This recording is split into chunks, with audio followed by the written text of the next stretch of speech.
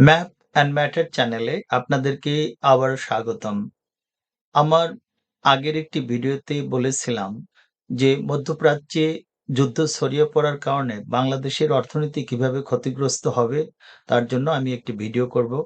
আজকের এই ভিডিও বাংলাদেশে মধ্যপ্রাচ্যের যুদ্ধের কারণে যে ক্ষতিকর প্রভাবগুলো ছড়িয়ে পড়তে শুরু করেছে বা আরো সামনে ছড়িয়ে পড়তে পারে তারই একটা বর্ণনা বা বিশদ বিবরণ দেব। কিন্তু সে কথা বলার আগে আমরা একটু যুদ্ধের সর্বশেষ পরিস্থিতি এবং এর যে রাজনৈতিক এবং অর্থনৈতিক যে ফলাফল বিশ্বব্যাপী ছড়িয়ে পড়ছে তার সম্পর্কে একটু আলোচনা করে নিতে চাইছি। আপনারা জানেন গত ২৮শে ফেব্রুয়ারি ইসরায়েল এবং যুক্তরাষ্ট্র একযোগে আকাশপথে ইরানকে আক্রমণ করে। তারপর যুদ্ধ চলছে এবং সে যুদ্ধ শুধু ইসরায়েল, ইরান এবং যুক্তরাষ্ট্রের ভিতর সীমিত নেই। সে যুদ্ধ এখন পুরো মধ্যপ্রাচ্যব্যাপী ছড়িয়ে পড়েছে এবং ইরান এ যাবৎ ১৪ টি দেশে তাদের আক্রমণ চালিয়ে যাচ্ছে। আমরা যদি এর একটু সামরিক দিকটা দেখি তাহলে দেখতে পাই যে ইসরায়েল এবং যুক্তরাষ্ট্র সর্বতভাবে চেষ্টা করছে যে ইরানের সামরিক শক্তিকে আ ধ্বংস করার জন্য। কিন্তু আপাতদৃষ্টিতে মনে হচ্ছে সে সাকসেসফুল হয়নি। অন্যদিকে ইরান সে তার পার্শ্ববর্তী যে দেশগুলো রয়েছে আরাবিয়ান মধ্যপ্রাচ্যের যে দেশ রয়েছে তার প্রত্যেকটিতে আমেরিকার সামরিক স্থাপনাগুলোর উপর আক্রমণ করেছে, তৈলক্ষেত্র আক্রমণ করেছে, এলএনজি পোর্টে আক্রমণ করেছে, বিমান ঘাঁটিতে আক্রমণ করেছে। সুতরাং যুদ্ধটা এখন অনেকটা মধ্যপ্রাচ্য জুড়েই ছড়িয়ে পড়েছে। আর এর ফলে যে অর্থনৈতিক প্রভাব তা শুধু ইরান, ইসরায়েল বা মধ্যপ্রাচ্যে সীমিত না, সেটা বিশ্বব্যাপী ছড়িয়ে পড়ার আশঙ্কা দেখা দিচ্ছে। অন্যদিকে আমরা যদি দেখি যে ইসরায়েল এবং যুক্তরাষ্ট্র ভেবেছিল যে তারা যদি যুদ্ধের শুরুতেই ইরানের শীর্ষ পর্যায়ের নেতাদের হত্যা করে ফেলতে পারে তাহলে ইরানে একটা বিপ্লব হবে। যে বিপ্লবের একটা সম্ভাবনা আমরা দেখেছি। কারণ গত কয়েক মাস ধরেই ইরানে এক ধরনের আ মুভমেন্ট চলছিল এবং সরকার বিরোধী আন্দোলন চলছিল। কিন্তু কার্যত দেখা যাচ্ছে যে দিকেই ইরানের সর্বোচ্চ ধর্মীয় নেতা খোমেনিকে হত্যা করার পর মানুষ কিন্তু আর সেভাবে রাস্তায় আসেনি। বিপ্লব যে আন্দোলন সরকার বিরোধী ছিল, এখন কিন্তু সে মে আ আ আন্দোলন একদম কোনোভাবে আর দেখা যাচ্ছে না। বরং ধর্মীয় নেতা খোমেনির যে জানাজা হয়েছে, তাতে কিন্তু হাজার, হাজার মানুষ যুদ্ধের ভিতরে বেরিয়ে এসেছে এবং তারা তাদের শোক প্রকাশ করেছে। সো এই যে হত্যাকাণ্ডটি এটা কিন্তু ইরানের যে সামগ্রিক জনগোষ্ঠী তার কাছে হয়তো কোনো পজিটিভ সিগন্যাল দেয়নি। বরং মনে হয়েছে যে এই মুহূর্তে যদি কেউ এই সরকার বা সামরিক বাহিনীর বিরুদ্ধে যায় তাহলে তারা হয়তো এক ধরনের বিশ্বাসঘাতক বা দেশদ্রোহী হতে পারে। সেরকম পরিস্থিতি কিন্তু আমরা কিন্তু সেরকম সরকার পরিবর্তনের জন্য রেজিম চেঞ্জ করার জন্য যে পরিবেশ সৃষ্টি হওয়া দরকার বা পূর্ববর্তী সময়ে হয়েছে বলে মনে হয়েছিল তা কিন্তু হয়নি। সামরিক দিকে আমরা দেখছি যে ইরান তার সাধ্যমতো চেষ্টা করে যাচ্ছে এবং তার আর কত শক্তি অবশিষ্ট আছে সে ব্যাপারে আমাদের কোনো পরিষ্কার ধারণা না থাকলেও আমাদের মনে হচ্ছে যে ইরানের একটি দীর্ঘস্থায়ী আর দীর্ঘকালব্যাপী যুদ্ধ করে যাওয়ার সক্ষমতা অর্জন করেছে। সে সক্ষমতা বেসিক্যালি তার দূরপাল্লার ক্ষেপণাস্ত্রের মাধ্যমে এবং দূরপাল্লার ক্ষেপণাস্ত্র আর যেটি হলো তার অবশ্যই আমাদের ভুলে যাওয়া উচিত হবে না। ইরান একটি শক্তিশালী ড্রোন বাহিনী তৈরি করেছে, ড্রোন ফ্লিট তৈরি করেছে যে ড্রোন দিয়ে তারা অন্য দেশের বিভিন্ন লক্ষ্যবস্তুতে আক্রমণ করতে পারছে। তো ইরান এবং ইসরায়েলের এবং মধ্যপ্রাচ্যের যে যুদ্ধটা তার যে অর্থনৈতিক প্রভাব তা শুধু এখন আর আ মধ্যপ্রাচ্যের ভিতর সীমিত নেই। যেহেতু হরমুজ প্রণালী বন্ধ করে দেওয়া হয়েছে, বিশ্বের তেল রপ্তানিতে ভীষণভাবে এর প্রভাব পড়েছে এবং আপনারা জানেন যে তেলের মূল্য বাজার মূল্য $৬০ বা $৭০ কাছাকাছি ছিল, তা এখন ৯০ এর উপরে চলে গেছে এবং ১০০ তে ছুঁই করছে। আর অন্যদিকে যেটা সবথেকে ভয়ের একটা দিক এমার্জ করেছে সেটা হলো পুরো মধ্যপ্রাচ্য জুড়ে খাদ্যের অভাব। আপনারা জানেন যে মধ্যপ্রাচ্য আসলে অনেক সম্পদের অধিকারী হলেও তাদের খাদ্য তৈরি করার বা আ ফুড চাষাবাদের তেমন কোনো জায়গা নেই, জমি নেই। সুতরাং অধিকাংশ ক্ষেত্রে সমস্ত দেশগুলো আ বিদেশ থেকে খাদ্য আমদানির উপর নির্ভর করে এবং হরমুজ প্রণালী বন্ধ হওয়ার কারণে পুরো অঞ্চলে একটা যুদ্ধাবস্থা সৃষ্টি হওয়ার কারণে এই পুরো আমদানি ব্যবস্থা, খাদ্য আমদানির ব্যবস্থাটা ভেঙে পড়েছে এবং এই মুহূর্তে যে সংবাদ ছড়িয়ে পড়েছে তা হলো দুবাইতে দুর্ভিক্ষ অবস্থা দেখা দিতে পারে। গত কয়েকদিন এরকম বা বিভিন্ন বিশ্ব সংবাদ মাধ্যমে ছড়িয়ে পড়েছে।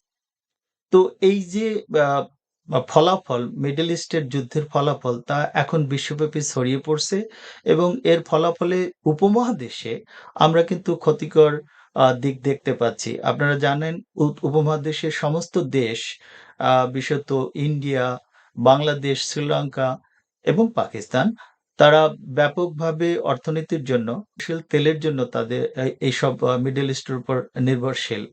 তো আজকের আলোচনা আমরা বাংলাদেশের উপর সীমাবদ্ধ রাখতে চাইছি এবং বাংলাদেশের উপর এই যে মিডল ইস্টের যুদ্ধ হচ্ছে তার ক্ষতিকর প্রভাব কি হতে পারে বা কি অলরেডি শুরু হয়ে গেছে তা আমরা বলতে চাইছি। আমাদের সবথেকে যে বিষয়টি আগে মনে রাখা দরকার তা হলো বাংলাদেশে প্রবাসী যে মানুষগুলো প্রবাসে যায় এবং তাদের প্রবাসে গিয়ে কর্মসংস্থান হয় তার একটা বড় সেন্টার কিন্তু মিডল ইস্ট। আমাদের যদি প্রায় ১,০০,০০,০০০ মানুষ বাইরে বিশ্বব্যাপী ছড়িয়ে থাকে, তার মধ্যে প্রায় ৬০ থেকে ৬৫ লক্ষ মানুষ মিডল ইস্টের বিভিন্ন দেশে ছড়িয়ে আছে। এর ভিতর অবশ্যই সৌদি আরব যেখানে ৩০ লক্ষ মানুষের বা ৩০ লক্ষের উপরে মানুষ রয়েছে। আ আ সংযুক্ত আরব আমিরাত সেখানে প্রায় ১০ লক্ষের উপরে মানুষ রয়েছে। ওমানে ৬.৫ লক্ষর মতো মানুষ রয়েছে।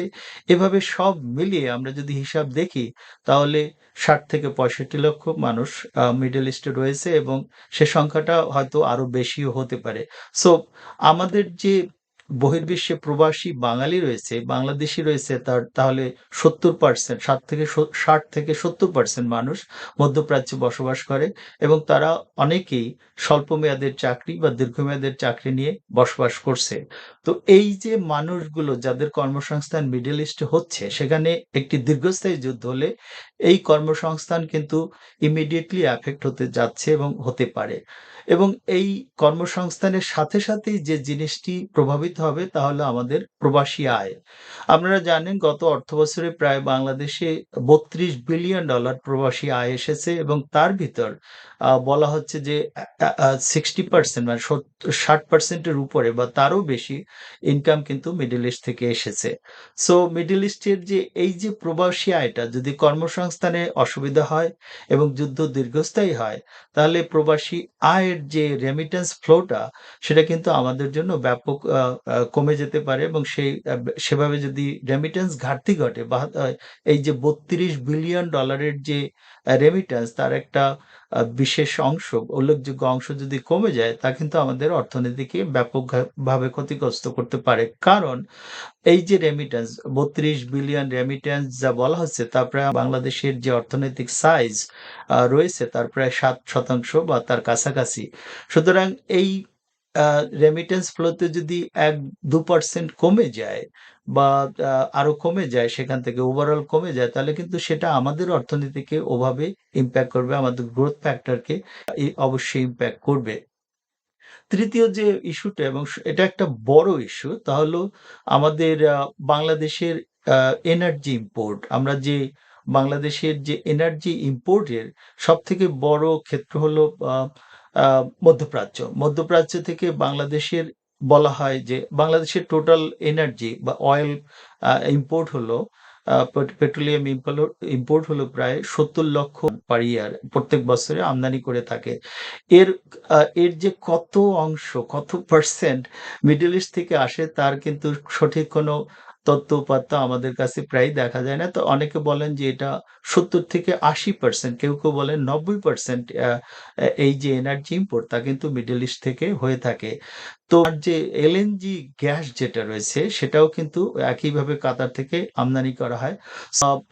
আপনারা জানেন হরমুজ প্রণালী বন্ধ হয়ে গেছে এবং আজকে ঢাকা থেকে আমার এক বন্ধু খবর দিয়েছে যে বাংলাদেশে যে তেল স্টেশনগুলো রয়েছে সেই আ ব অ এ পেট্রোলিয়াম স্টেশনগুলোতে দীর্ঘ গাড়ির সারি দেখা যাচ্ছে।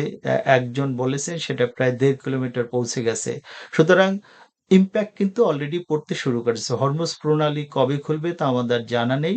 দুর্গ যুদ্ধটা দীর্ঘস্থায়ী হলে আমরা কিন্তু একটা ভীষণ খারাপ অবস্থায় পড়ব। এক্ষেত্রে আমাদের অল্টারনেটিভ একটা হয়তো আছে। আপনারা জানেন যে এই যুদ্ধের কারণে ইন্ডিয়া আবার রাশিয়া থেকে তেল আমদানি করতে শুরু করবে।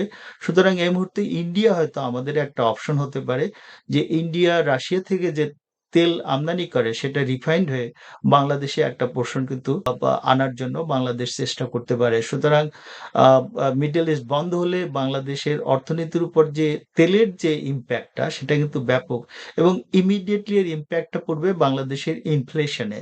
আপনারা জানেন যে গত ১.৫ বছর বা ২০২৪ সালের জুলাই থেকে বাংলাদেশে যে এক অস্থিরতা চলেছে, সেই অস্থিরতার ভিতর দিয়ে আ বাংলাদেশের অর্থনীতি বিপর্যস্ত হয়ে পড়েছে। আমাদের গ্রোথ যেটা একসময় ৭.৫% ৮ এর কাছে ছুঁই, ছুঁই হয়েছিল তা ৩, ৩.৫ বা ৪% এ নেমে এসেছে এবং ইনফ্লেশন এই মুহূর্তে ইনফ্লেশন ৯ থেকে ১০% এর কাছাকাছি। সো বাংলাদেশে যদি আ আ পেট্রোলিয়াম ইম্পোর্টে আমাদের আমদানি ব্যয় বেড়ে যায় তাহলে কিন্তু তার একটা ইনফ্লেশনের ইমপ্যাক্ট, মুদ্রাস্ফীতির ইমপ্যাক্ট পুরো অর্থনীতিতে ছড়িয়ে পড়বে এবং সেটা যে কতদূর অবধি যাবে তা কিন্তু আমরা বলতে পারছি না। সুতরাং ইনফ্লেশন আ আপনারা অপেক্ষা করুন। ইনফ্লেশন একটা দীর্ঘস্থায়ী যুদ্ধ হলে ইনফ্লেশন আমাদের দেশে কিন্তু কোন পর্যায়ে যাবে সেটা নিশ্চয়ই ৯% এর সীমাবদ্ধ থাকবে না, আরো বেশি হতে বাধ্য।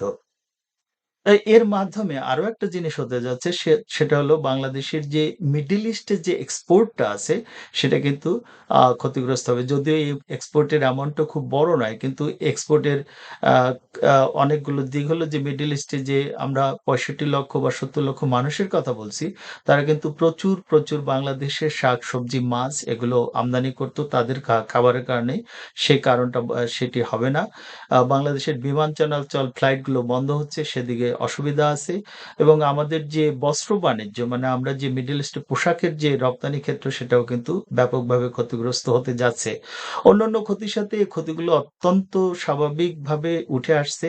তো আ আমরা যেটা সর্বশেষে বলতে চাইছি যে মিডল ইস্ট কিন্তু আ গত ৩০ বছর ধরে এক ধরনের শান্তির ডিভিডেন্ড বলে সেটা অ্যাচিভ করেছিল। তারা শান্তি পাচ্ছিল। সেই শান্তির ফলে তাদের গ্রোথ হয়েছে, উন্নতি হয়েছে। অর্থনৈতিকভাবে তাদের গুরুত্ব বেড়েছে। রাজনৈতিকভাবে মিডল ইস্টের অনেক গুরুত্ব বেড়েছিল। তো এই যে যুদ্ধের ফলে সেখানে যে ইনভেস্টমেন্ট বা অন্য কিছু আসছিল তা কিন্তু দারুণভাবে ব্যাহত হবে। কবে মিডল ইস্ট আবার তার স্বাভাবিক অবস্থায় ফিরে আসবে জানি না। কিন্তু বাংলাদেশ বা উপমহাদেশের অর্থনীতিগুলো এতে অনেকভাবে বিপর্যস্ত হবে, ব্যাহত হবে। সুতরাং আমরা আশা করি এই যুদ্ধ তাড়াতাড়ি শেষ হোক। আর এই যুদ্ধ হয়তো শান্তির জন্য যুদ্ধ করা হচ্ছে। কিন্তু যুদ্ধে যে সবসময় ধ্বংস বয়ে আনে সেটা কিন্তু আবারও আমরা দেখতে পাচ্ছি। আমরা এই যুদ্ধের সাথে কোনোভাবেই জড়িত নই। কিন্তু এর যে কুফলগুলো, ক্ষতিকর দিকগুলো সেগুলোও কিন্তু আমাদের দিকেও ছড়িয়ে পড়েছে। আমরা যুদ্ধ চাই না, শান্তি চাই। মধ্যপ্রাচ্যে শীঘ্রই শান্তি ফিরে আসুক। সবাইকে ধন্যবাদ।